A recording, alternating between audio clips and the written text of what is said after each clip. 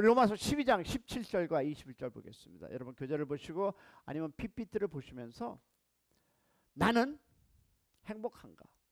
자, 행복하려면 오늘 이 말씀, 즉 관계를 회복해야 한다 라고 여러분에게 먼저 나누면서 우리 하나님 말씀 보겠습니다. 시작.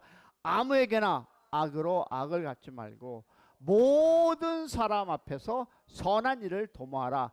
할 수 있거든 너희들도 모든 사람으로 더불어 평화하라. 내 사랑하는 자들아, 너희가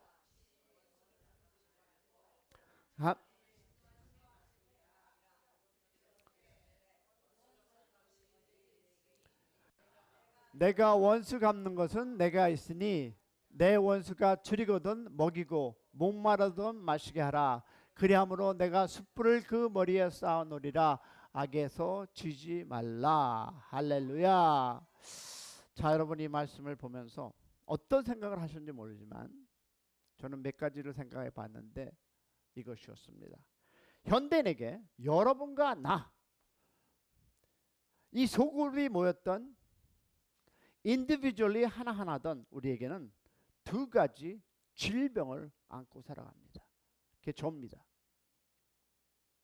하나는 모두가 이기적인 관계라는 것과, 그리고 다른 하나는 여러분 모든 사람의 마음에는 무엇이 상처가 있다는 것입니다. 이기적인 마음 그리고 상처입니다. 자, 마음에 여러분 상처가 없는 사람은 없습니다. 여기에서 자유스러울 사람은 한 사람도 없습니다. 우리 모두에게는 상처가 있습니다. 다만 여러분 숨기고 있을 뿐입니다. 이 상처를 다른 말로 하면 여러분 분노라고 이야기하죠. 우리의 마음속 깊은 곳에 숨어있는 이 두 가지의 병은 우리를 행복이라는 이 단어에서 도둑질해 간다는 것입니다. 뿐만 아니라 이 병들이 가지고 있는 결정적인 특징이 있는데, 첫 번째 무엇이냐면 그것이 바로 관계에 부정적인 영향을 미친다는 것입니다. 나는 저 사람을 용서했는데 그 사람을 보게 되면 괜히 나도 모르게 그 사람을 피하거나 그 사람과 함께 하고 싶은 그 욕망이 없어진다는 것입니다. 왜? 여러분 이기적인 사람이 모은 것은 아름다운 공동체는 기대할 수 없습니다. 우리 교회가 한 가지 지금 붙잡고 가야 할 것은, 여러분 이 공동체가 아름다운 공동체로 만들려면 내가 나를 내세우는 것이 아니라 그 공동체를 위해서 생각하고 헌신해야 한다는 것입니다. 여러분 자기에게 그 깨어진 관계는 여러분 무엇이다? 관계. 거기에는 깨어진 관계만이 존재할 뿐입니다. 여러분 마음에 상처가 있는 사람 역시 건강한 관계를 맺는 것이 어렵습니다. 그러기에 행복할 수 없습니다. 행복이란 건강하고 아름다운 관계에서 오는 결과입니다. 할렐루야. 어떤 관계에서? 건강하고 아름다운 관계. 여러분 아담과 하와가 건강하고 아름다운 관계를 맺었을 때는 행복했습니다. 살 중에 살이다. 내 것이다. 그런데 그 모습이 창세기 2장에서 나오지 않습니까? 그러나 죄로 인해서 그들의 관계가 깨졌을 때 창세기 2장에는 행복은 사라졌습니다. 내 살이다, 내 피다, 내 여자다 라는 이 사랑의 관계가 2장에 넘어가니까 무엇이다 깨어지면서 그 모습이 여러분 우리 창세기 3장에 등장합니다.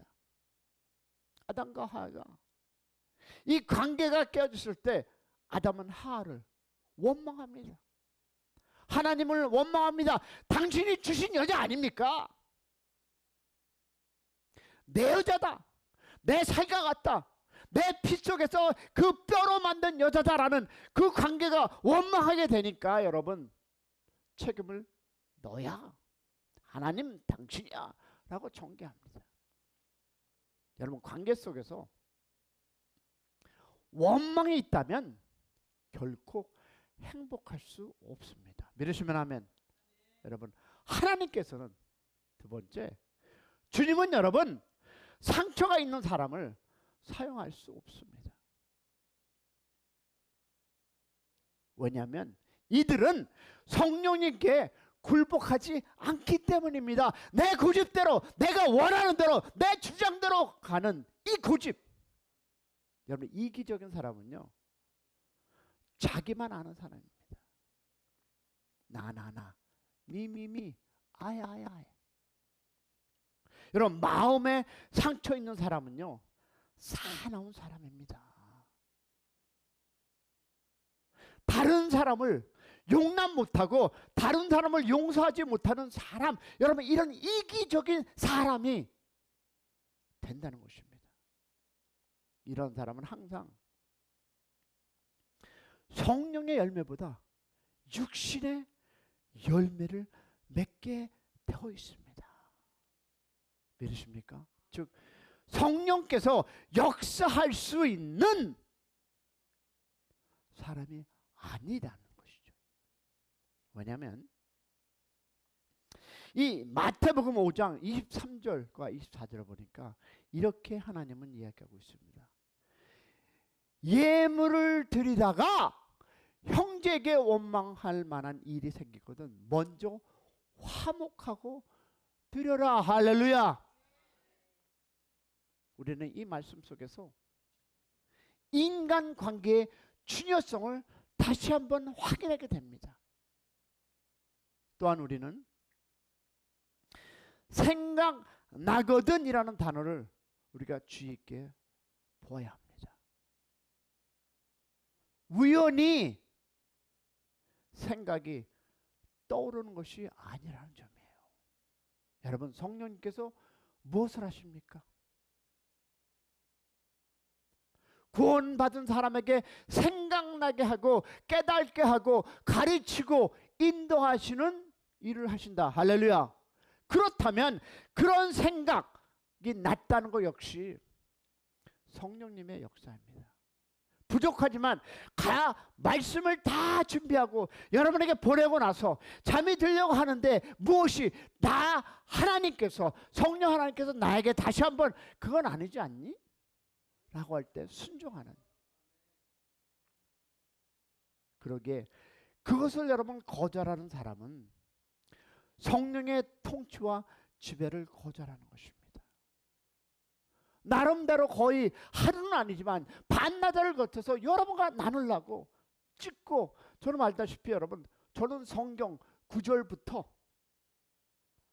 이 말씀 토시대로 하나씩 다 찍는 성격입니다. 그것이 벌써 20년의 세월이 흘렀습니다. 그래서 책으로 만들면 한 몇십 권은 나올 것입니다. 근데 중요한 것은 여기 있습니다. 그렇게 준비를 하다 보니 나름으로 내가 영적으로 성장하는 제 모습을 살아봅니다. 여러분, 성령님의 생각을 거절한다는 것은 여러분 간단합니다. 성령님의 인도를 거절하는 것이고, 그 사람은 성령의 열매가 아닌 육체의 열매를 맺는 것입니다. 할렐루야. 자, 그러면 우리가 전쟁과 평화라는 단어가 있습니다.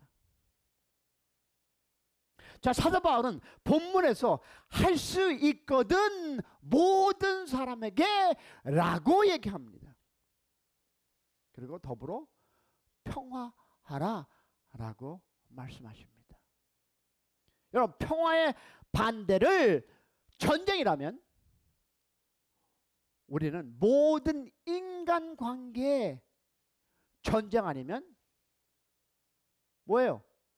평화를, 다시 말해서 하나님과 나의 관계가 어디 있느냐라는 것을 우리는 보아야 합니다. 여러분, 만약 부부싸움을 하고 말을 하지 않는다면 그 사람은 지금 전쟁 중입니다. 용서를 빌고 용서할 때 비로소 그 전쟁은 끝납니다. 할렐루야. 그러면 또한 전쟁이 있는 한 평화는 있다 없다? 없습니다. 여기에서 할 수 있거든이라는 말은 어떤 대가를 지불하고도 혹은 최선을 다하여라는 의미로 읽을 수 있습니다. 그렇다면 여러분과 나, 이 공동체, 우리 가정, 우리가 과연 건강한 관계를 위해서 무엇을 대가를 지불하라는 것입니다. 할렐루야. 여러분, 깨어진 이 관계를 가지고 있는 한 행복할 수 없습니다.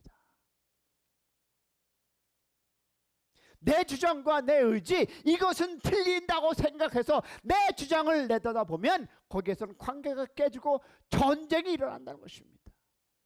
여러분, 평화가 없다는 거죠. 항상 어둡고 어두운 그늘, 그리고 웃음이 없어집니다.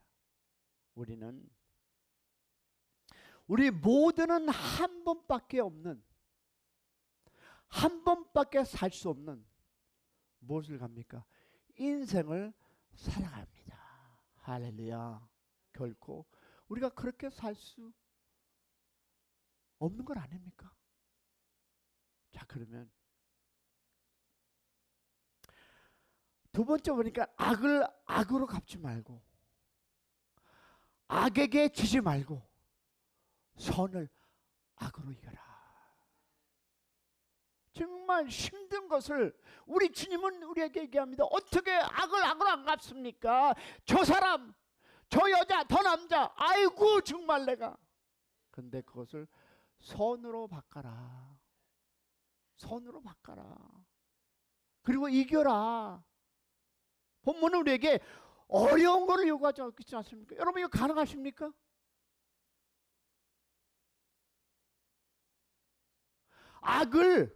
악으로 갚지 말라는, 복수를 하지 말라는 거예요.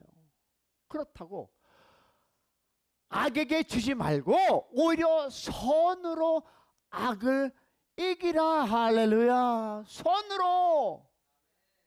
그렇다면 사랑하는 여러분, 악을 이길 선이 우리에게 있습니까? 없어요. 여러분, 선이 없는 대신 우리는 악이 있습니다. 이것이 우리 모든 인간의 관계입니다. 저도 거기에서 벗어날 자유가 없어요. 여러분도 아무리 여러분이 선하다 생각해도 내가 들어보면, 목사님 저 사람이요 저렇게 하는데요, 이거를 악을 나보러 베풀어 해라라는 거예요. 여러분, 그러지 마시기 바랍니다. 그러나 기쁜 소식은 여러분, 내 능력으로는 불가능하지만 무엇이 성령님이 계심을 믿으시기를 축복합니다. 성령의 열매를 아십니까? 만약 어떤 사람이 성령의 열매를 맺는다면 이 일이 가능합니다. 할렐루야. 즉 하나님께서 우리에게 요구하는 삶이란 성령의 지배를 받는다. 아멘. 그러면 묻겠습니다. 당신은, 여러분은 어떤 사람입니까? 여러분의 교재도 있는데, 악으로 갚는 사람 첫 번째, 선으로 갚는 사람 두 번째, 선을 악으로 갚는 사람 세 번째, 네 번째, 악을 선으로 갚는 사람. 즉 오늘 우리에게 말씀하는 것은 무엇일까요? 내 능력과 실력으로 살지 말라는 거예요. 내 주장대로, 내가 원하는 이 지식대로 살지 말고 하나님의 말씀대로 살으라. 무엇을? 악을 선으로 갚는 사람. 할렐루야. 내 실력과 내 능력으로 살지 말라. 그리고 성령님의 능력으로 살라는 말입니다. 믿으시면 아멘. 다시 말하면 남을 감동시키는 삶을 살라는 거예요. 감동시키는 삶. 내가 어떻게 하면 저 사람을 감동시킬 수 있을까? 저 사람이 나를 손가락질하고 저 사람이 나를 그 유언비에 넘기더라도 그 사람을 위해서 기도하고 선을 베푸는 사람, 할렐루야. 참으로 어려운 일입니다. 저도 당해봤고 여러분도 당해봤고 아마 그것이 ING 될 수도 있습니다. 그러나 감동 주는 삶을 살아라. 우리는 불가능합니다. 저도 압니다. 그러기에 우리에겐 주님께 나와 기도해야 합니다. 할렐루야. 그런 은혜의 삶을 사시는 여러분이 되시기를 축원합니다. 자신의 그 무능력을 아뢰고 하나님의 능력을 강구하는 아침 되시기를 축원합니다. 주위를 한번 돌아보시기 바랍니다. 여러분의 관계는 어떤 관계십니까? 남편, 자녀, 이웃과 여러분은 지금 어떤 관계로 살아가십니까? 보기만 하면 그저 찔르려고 하십니까? 아니면 하나님의 은혜로 그를 품으라고 선을 베풀라고 하시는 관계이십니까? 그리고 여러분 사랑하라면 저는요 주변에서 인간 관계를 회복하지 못해서 영적 능력을 상실한 사람을 많이 알고 보았습니다. 만약 오늘 말씀을 들을 때 여러분이 오늘 이 말씀을 들을 때 여러분의 마음속에 어떤 생각이 떠오르면 그것은 당신의 생각이 아닙니다. 성령님께서 생각나게 하신 것을 믿으시기를 축원합니다. 성령 하나님을 거절하지 않는 여러분이 되시기를 소망합니다.